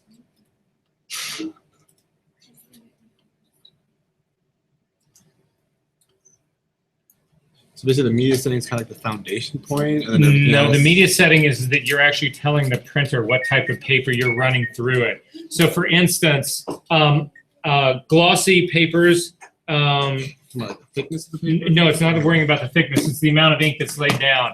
So for instance, a matte paper absorbs a whole lot more ink than a glossy paper.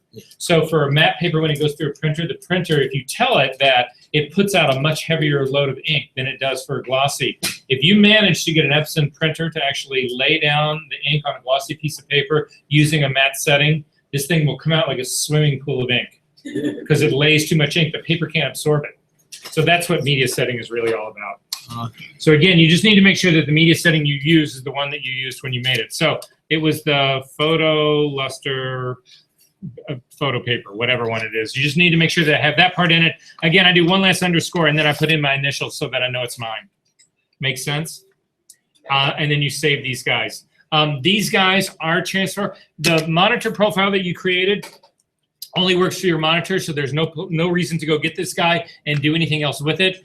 But your profiles for your printers are transferable. So for instance, if I get a profile that works for one of those P800s out there, the number 8, I can give that to anybody in this room. They can use it on their laptop. This has got nothing to do with the laptop that's generating. Again, this is coming out of Adobe Photoshop's, the working spaces, which are theoretical spaces. It doesn't know what computer it's running on. So those profiles are good to use elsewhere. And to get to them, you come up to, Too much just creating a quit out standard of for here. everyone. To get to them, you actually come up here, you click on your library, you go into the library, under Color Sync. Under Color Sync are your profiles. And in profiles, you'll see this is actually the one that I made sometime earlier. This is actually a monitor one that I made for this guy. But nonetheless, they'll be sitting right in here. Make sense? So all the profiles like monitors, printers. They're all get put in the very same folder. Okay. Yep. Okay, are there questions about this? Okay, so guys, we've taken care of the final part of the party right here. It's this part right here. We finally now got profiles that will do all of this work, and you are now in a color managed workflow. I asked this question but we got one last step to go, I ask this question to every single class I'm in. How many people in this room still do test strips? Most of them. Yeah, I haven't done a test strip in years. I went to do a mural print and they said, would you like a test strip? And I just laughed. I was like, what? No. But we have one last thing to actually deal with here, and it's this. So what this whole profile has actually done for us is it's given us a color translation. However, what we're still faced with, and the problem we still have got, Grayscale? is grayscale. It basically has to do with the dynamic range of an image when you're translating an image to a print. Make sense? So the problem that we run into with this is that you can actually see detail on a monitor, especially if you're in the properly controlled room. The room is actually dark enough and your monitor luminance is set bright enough. You can see detail in the shadows specifically. That's where we run into more of a problem is the shadow area in here than the highlights. But the shadow stuff specifically is where you pick this up. However, where do you set the shadow detail of your print? So anybody who has not been through one of my other classes, where do you set your shadow detail? Or do you just set your black point? So there's a difference. What black point does is that especially if you hit auto on any of the Photoshop things, basically what it does is it looks for the darkest thing of your image and it makes it 0. And that's setting the black point. But the truth of the matter is that that's really an arbitrary thing. That's not necessarily what you want. What you really want is you need to decide for yourself, what do I want to be shadow detail? Now, there are going to be things darker than shadow detail that will be black, and that's how it should be. But you should be determining what your shadow detail is and your highlight detail as well, right? So to that end, I have a grayscale, and this is on our website. So you can download it. I made this one, so this is all mathematically generated. And what it basically shows you is that there's a series of tones here at the top. So this series of tone right here, there's a little square right here. You can see about the size of what the squares look like. There's a little square right here that's a 0, 0, 0, which is pure black. Inside that square is a V, the initial V, ironically enough, that's also black, 0, 0, 0. Now, you can't see anything because they're both black, right? The next one over is a 333 gray, which is very close to black, not quite. And the next one over is a 666. The next one over 999, 12, 12, 12. That makes sense to you guys, what's going on here, right? And inside of every single one of those squares still remains that jet black V. So my question to you is that looking at this, is at what point do you actually see the V? At the 24. You see it at 24, right? Actually, I can start seeing it at 18. So what we're going here is it's just, all right, so start seeing it is not what I want. I want shadow detail, not, okay, the lights are bright on, as bright as can be, whatever, blah, blah, blah. Oh, I want shadow detail, okay. right? 24. So you're calling it out at 24. What do you guys think? I mean, I can kind of see it through the other one, but significantly noticeable at 24, well, 27 shows more than 24. But it doesn't, but it's too black. What's too black? Wait, Is I'm going 24 the too wrong black? direction. You're going the wrong direction. So I'm up here. This is the blackest. As you start to get over here, this is 21, 21, 21. You can't really see it there, right? At 24, 24, you actually pick it up some. At 27, 27, you've got it for sure. At 30, there's no question about it, right? So it's probably somewhere in here. Wouldn't you guys agree? Yeah? So I'm saying somewhere I'm thinking in this 3 groupings right here. Does that feel right to you guys? Somewhere right in here for you guys, right in here. You guys, right? Say what? Okay, now I'm going to pass this around. I just want to make sure that we get that. All right, so for me, on this piece of paper, typically, my shadow detail is roughly around, and this is always where it ends up happening for me, on most of the, because I print on good paper, but my shadow detail is usually sort of in this 24 to 27 range. My highlight detail is the next one I need to figure out. So it's also another set of targets right up here, gray values. So this one right here is 254, 254, 254 with a white V on it. Can you see anything? No. This guy over here, 253. Can you see anything? All right. This one here, 252. Start to a little bit. Again, I'm looking for detail. I'm not looking for, well, I think there's something in there. It's barely perceptible. I'm thinking detail, right? Guaranteed. Right. So this next guy over here, actually, yeah, I'm going down here like this. This guy down here, 251. No. Yeah, we've got a knower, yeah, so clearly there. Oh, so That's start there. point? Down here at 250, Yeah. definitely at 250, right? And then by the time I get to 249, there's no question I've got it in here. And this whole range from, I don't know, let's say 245 to 250, where the fuck do you think I came up with those numbers? Left canality. Right off of this guy, right? So now I know that my shadow needs to be right in this area right here. My highlights need to be in that 245 to 250. What do I use to set my highlights?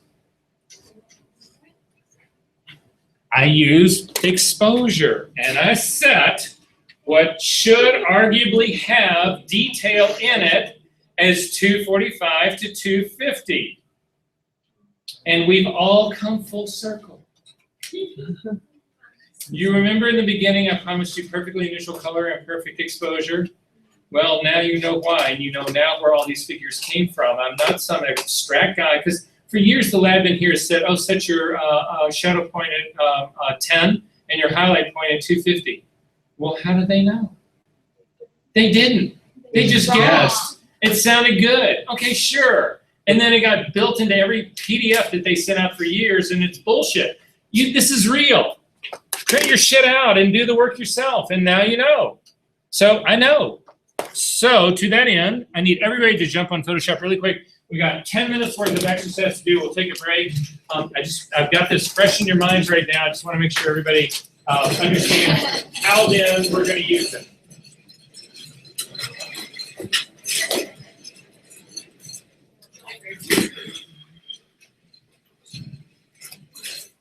So in your folder for this week, there is, yet again, it's a target, I mean, it's a thing that you guys have already worked on.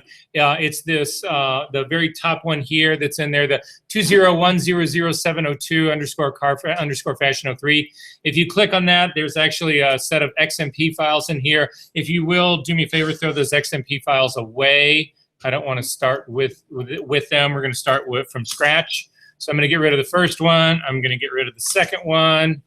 I would go ahead and make a color profile monitor for this. Does anybody in this room want to go through that step again? We're good about this, right? We did this last week again, didn't we? So we've done it twice in here. Is everybody familiar and okay about using that? So that would be my first step, would be to make the camera sensor profile using the color target of the very first guy right up here. Remember, bring this into the color passport checker, generate out a profile so that you can actually use it on this guy.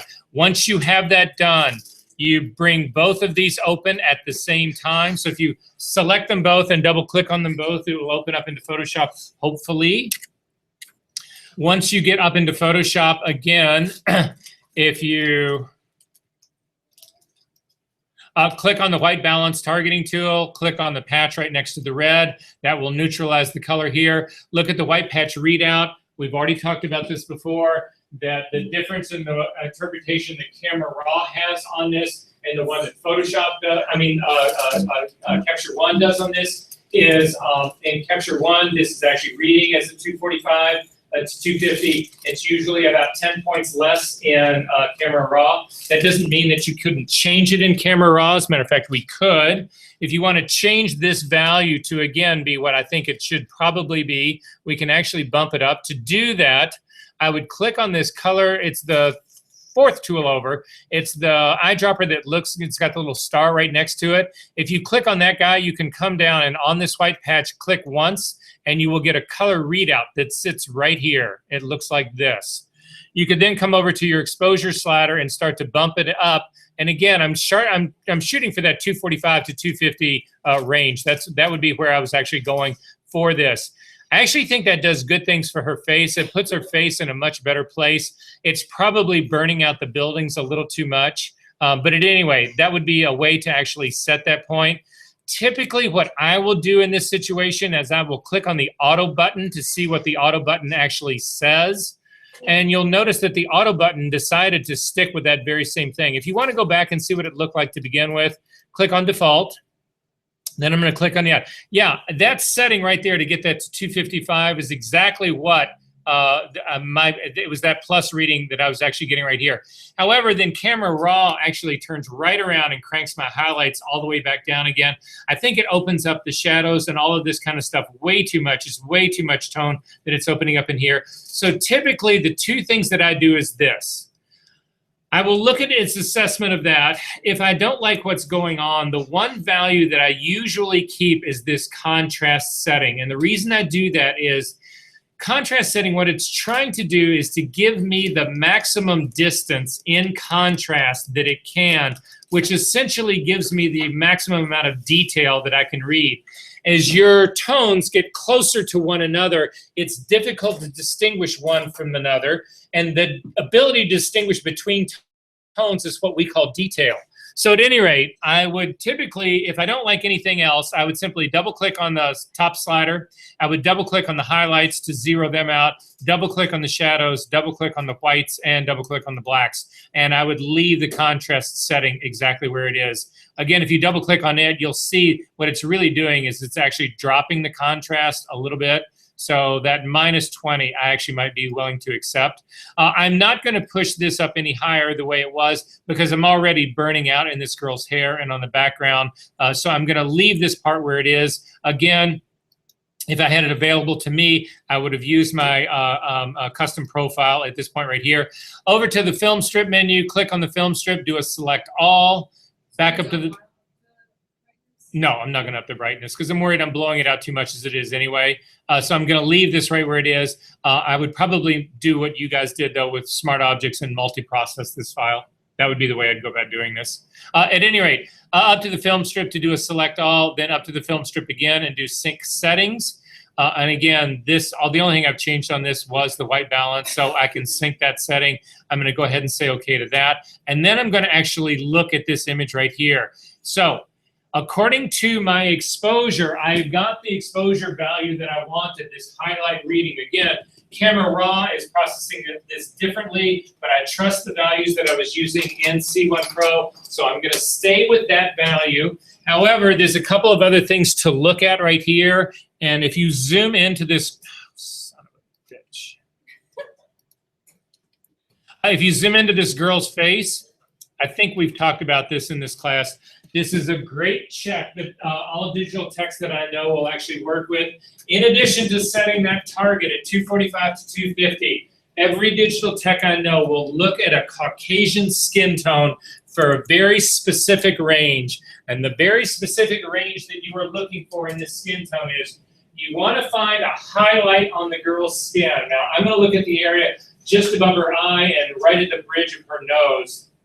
Those are two highlight areas for me. What you're looking for is to read the red value of a Caucasian highlight skin tone, and that R channel value should be somewhere between 225 and 245 if it is properly exposed. So I'm looking in this area right in here. I'm looking at my readout, and it's giving me a 215, 217. I'm looking at the one right above her eyebrow. It is a 216. This is an indication that this is underexposed.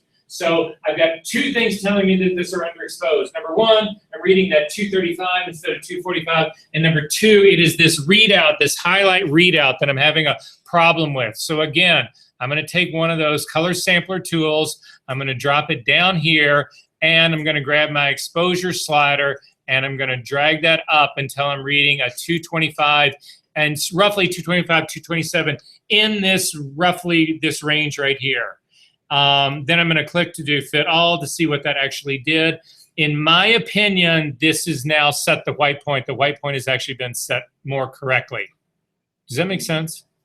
You wouldn't adjust for, with those tones, would you be, those like Camera Raw numbers or those Capture One numbers? Again, these are ultimately, this is now a range. All of this needs to be finally tweaked into Photoshop as well, because if you want to do true color correction of skin tone, everybody does it in CMYK, not in RGB. You can get to CMYK readouts in Photoshop, but you can't do it here. So I'm just trying to get into that target range. And part of this is a feeling, but part of this is also helping me out. I felt like things were down just a little bit on this. That was confirmation that they were. I've brought this up to threshold. So again, those numbers would change. It's sort of a moving target. You know, you could look at this. Another thing I would do on this is I would click on the little boxes up here on the top to see what's actually is blowing out, and click on this to see what's actually being sucked up. These will show you any areas that are actually blowing out in red and in blue respectively. So there's nothing shadow work that's actually happening. But in the red part, clearly I'm getting an issue right here. If you want to use your highlight recovery at this stage of the game, this would be how you would actually go about doing it. Some people go in and hit that stuff way too hard. You don't want to hit it any harder than you have to. So you simply put your warning on and then start to drag your highlights back till you see the red disappear, and you could leave it at that. Again, see what if that had no really effect. Well, it brought the skin tone down slightly, but not too much. So I'm leaving that at a R of 225 right here. So I'm feeling pretty good about the rest of this. Again, the skin tone needs to be tweaked a little bit more once we get into Photoshop. But then the last part of the puzzle here is that I need to figure out what needs to be shadow detail on this guy. And so what does need to be shadow detail on this? And so typically what I would do is this. I would look in this area. It's over here next to her arm. this area right in here, this is actually what I go after and I look at. And so when I'm looking at this area that's sort of right down in here, this area that's down in here, I'm reading the numbers that I'm getting in. These are in the low 30s right in here. I've actually got a value in here. And then you can see that in the black part underneath her arm, I'm down around the 12s, the 13s. That's where this should be. And this will be printing pure black on my printer.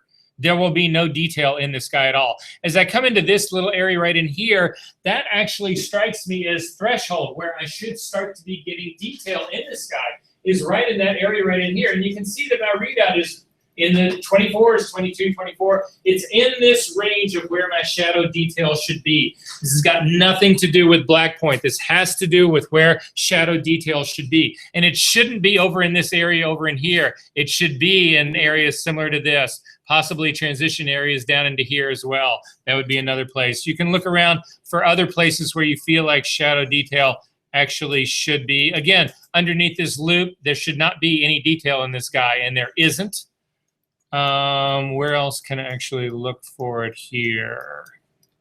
Possibly on the inside of her leg right here should have shadow detail. And again, it's threshold. It's really close to where this should be. So I know now that this image is as set up as good as this thing can be actually in its first pass. Make sense? And there's no guessing about it. Again, I can see all of those areas on my screen, so you may want to process this image a little bit darker for your screen. If you feel like it needs a little bit more punch, I would argue that it doesn't, and I would also argue that this thing will print like a dream. Make sense? Okay, so we can go ahead and open this thing as an object if you want to open it as an object. If your screen is set up to open as image, simply hold down the shift key to actually get it to open as object. Before we do that, click on the little hyperlink underneath. This, again, is the dialog box we use to describe how we want stuff brought into Photoshop. We are using Adobe RGB by default. 8 bits per channel is plenty if you're doing this as a smart object. If you decide that you do want to work in ProPhoto RGB, you have to set this to 16 bits per channel. ProPhoto RGB is too big a space to use only 8 bits to describe this space. It's just not enough. 16 bits per channel for Adobe RGB, fine. If you like your files twice the size, if you want to use your processor at half its speed, whatever, then go ahead and do 16 bits per channel as well. This is where you could resize this image and either upsample it or downsample it. I'm not going to do either one. Output sharpening, absolutely never, ever, ever at this stage of the game. You have no idea what your output is going to be. You are making master files here that could be destined for print, that could be destined for screen, that could be destined for billboard, could be destined for offset press. There would be absolutely no way to know that right now. So the fact that they've got this in here is just stupid design to me. And then again, open as into Photoshop as Smart Objects if you want to use that, and go ahead and say okay to that. I am going to go ahead and open this as an object in Photoshop. And then finally, I will show you how I would actually go in and finesse the color based on her skin tone. So I'm going to zoom into her skin tone here. I'm not sure that I trust the monitor that I'm on right now, which is a problem. Again, if you're working on a calibrated monitor, then you're good to go. But I'm not sure that I think they calibrated this monitor incorrectly at that 77 candelas per square centimeter. Per square meter. That actually bothers me, but nonetheless. So this is what I actually would do to try to get color for her skin tone. You need to take an area of her skin. Basically, what you need to worry about this is if you zoom way into this girl's skin, you can see that there's actually variation in it. There's a little bit darker right here, a little bit lighter right here. It's a little bit darker over here. I don't really have an area that I feel like I can generally trust about all of this. So to mitigate some of these issues, I am going to temporarily blur this layer. Because this is a smart object, I can use a smart filter on it. So I'm going to come up to the filter, down to blur, down to Gaussian blur, and I'm going to hit it with a blur of like 3 or 4. And you can see that then it just smooths out any of those anomalies, and I can go ahead and say okay to that. Then I am going to pick the color picker here in Photoshop. So again, not the eyedropper tool, but the color sampler tool. Make sure that you can see my screen is set up incorrectly. This is set at point sample. That should never be. This should actually be a 3x3 average. And then I'm going to come down and simply drop. I'm going to look for a place here that I can actually drop a point Let me see if I can get to my retouching screen though, so that mine looks like, mine's never gonna look like yours. I can't believe they haven't put one in here, but all right. So anyway, I'm getting there, guys. So anyway, I'm gonna come over here. I'm actually going to drop a color sampler point somewhere around this area. Again, what you want to avoid is, you can see that she has makeup on her cheeks. You would never want to do a color sampler point there. That would be trying to adjust the color of makeup, not her skin tone. There is shadow area over in here that's a little bit on the bluer side, I think. I'm going to pick this thing somewhere right up here, roughly in the top of her forehead. And I get a color sampler readout that says 223 for my red channel, 196 for my green, and 177 for my blue. You don't use these colors to color correct. You actually use CMYK to do this. To get to the CMYK readouts for that very same spot, look up at my screen really quick, you simply click on the little eyedropper. Now, we did this when we were doing the levels correction or the levels adjustments on our channels last week when we were building those masks. But you can do this for anything. So I'm going to do this for the spot that's on her forehead. I'm going to come down to CMYK color, and I get a series of readouts right here. You'll see that there's a CMYK readout. So this is the only thing I can tell you is you've got to memorize this or write this down. This is somewhat rule of thumb. This is not going to be exact. It gets you very close. Sometimes it'll throw you way off. Sometimes this doesn't work at all. So all I can do is give you what I do and how I do it and the way I know it. And the value works out like this. So magenta remains unchanged. So magenta equals magenta. Does that make sense? It's really easy to see, right? Cyan equals 1/3 to 1/5 magenta. And then yellow equals magenta to magenta plus 50%. Wait, for cyan, We're going to do it right now. wait, but it's 1/3 plus 1/5? No, 1/3, sorry. Or, That should, two, somewhere between these two. Somewhere between these two. Okay, makes sense? Yeah. Okay, so in our case, we've actually got a magenta reading of 23. What's 1/3 of 23? It's roughly 8. What is 1/5 of 23? You're roughly 5, right? So my cyan reading should be somewhere between 5 and 8. Does that make sense?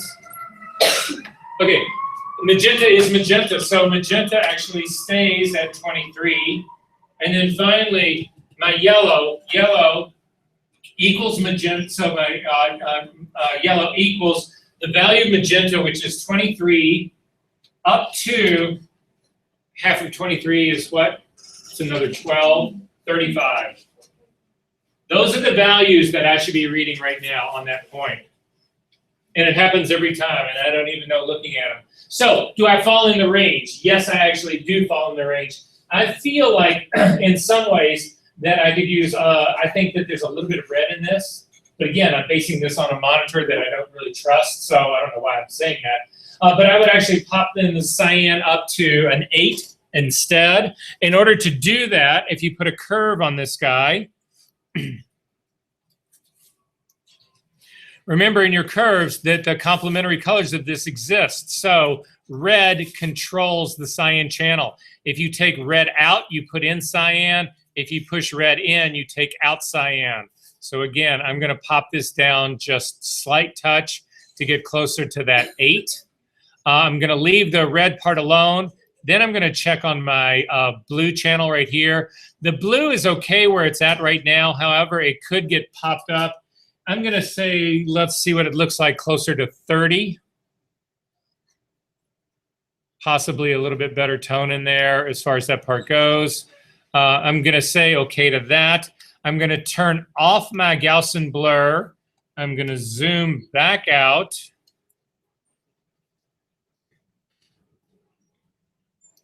And this was the color correction that I made according to the numbers. And you can see it definitely had a, well, at least on my screen, it definitely has a red cast to it that it's sucking out. All by the numbers. So you start with your magenta. Magenta remains unchanged. Okay. Everything changes in relationship to it. Now, sometimes if you do radical changes on this, the M values will actually move as well. If you do a really hard push on the yellow, a lot of times it'll go in and it'll move the red and the magenta. It'll move the red and the magenta as well.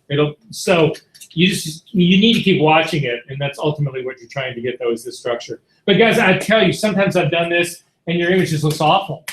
And so a lot of times I'll take the slider like this, and I'll drop it down into half, because that's half the correction. Why is your what? Yeah, it did. Okay, so this is exactly what I was talking about. So you feel like that's too strong for you, right? Which is fine. So just leave it on. Crank the opacity of that down to 50%. And now, do you like that better? There you go. Sure. On what is probably non-calibrated monitor, just saying. Okay, are there questions about this, guys? Okay, we got a lot to do today. So I've got like 8 o'clock. Can we do, let's see, yep, right at 8 o'clock. Can we do 10 after? Let's do 11 after. I have those two questions. Shoot, let me stop the recording really quick and I'll talk to you about anything.